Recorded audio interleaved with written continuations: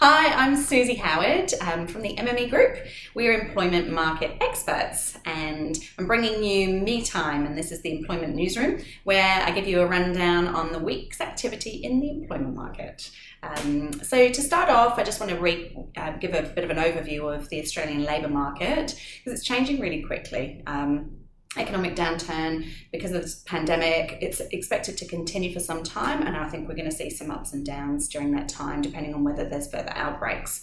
Unemployment rates nationally is sitting at 7.4%, and that's the highest they've been since 1998, so we are definitely in a recession.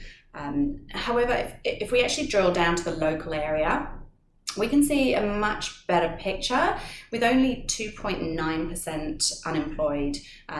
So look, there's a lot of people that have left the workforce during the pandemic, but I think it also shows that our area is not feeling too much of the brunt of it.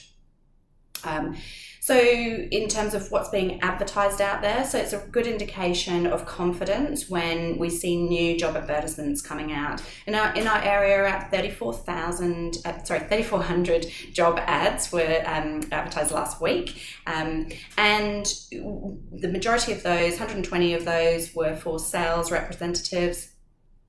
There were over 100 for accountants. But actually going back to the sales rep side, it really highlights that businesses are looking forward. They're actually utilising this window of opportunity that the current unemployment rates are providing, and trying to capture some of that top talent that may not normally be in the market. So it's a really good time if you are looking to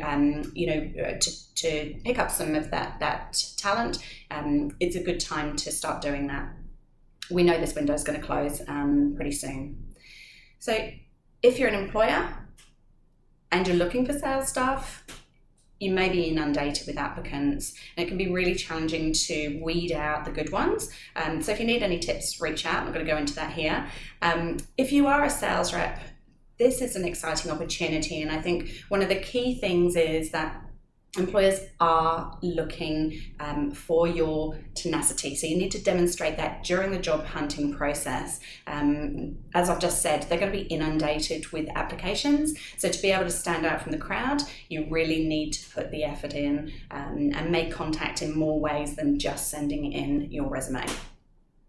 Other industries showing signs of growth, as I said before, accountants, so finance. Again, it's an area that's challenging to find good talent, but hopefully we can see, and certainly we have seen some more of that talent in the market just because of the economic downturn. So in other news, and this is a big one from last Friday, I wouldn't normally go into such detail about an announcement, but this is JobKeeper, and it's the JobKeeper extension. So there were actually some changes announced to that last week, and what those changes mean are actually it's all around the eligibility criteria for employers. So if you are receiving a JobKeeper and you were worried whether you were going to be eligible in future, now you only have to report a decline in your GST turnover just in the September quarter. So previously they announced that it was both the June and the September quarters. Now it's just the September quarter, which is good news. And I think for those businesses that saw a good June quarter with the lifting of some of those restrictions and the take up of that asset write-off scheme, but are still suffering an overall downturn, it's much more positive news. The further extension to March next year, obviously none of us are going to know whether we're going to need that, but eligibility will be based upon the quarter immediately prior to that period. So that's December quarter.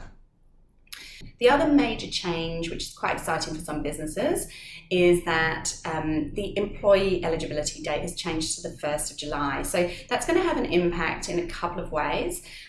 Firstly, if you hired people from the 1st of July, or between the 1st of March and the 1st of July, and they are employed on a permanent full-time, part-time or a fixed-term contract, they can be eligible for JobKeeper if you are as an employer.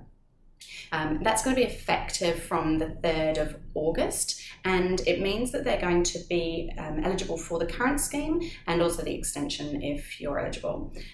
So secondly, if you employ any casuals that missed out on JobKeeper the first time around, because the criteria for casuals was that they met the service criteria of 12 months, but a lot missed out because they didn't quite get there. Maybe they'd only been employed for 9 months or 10 months.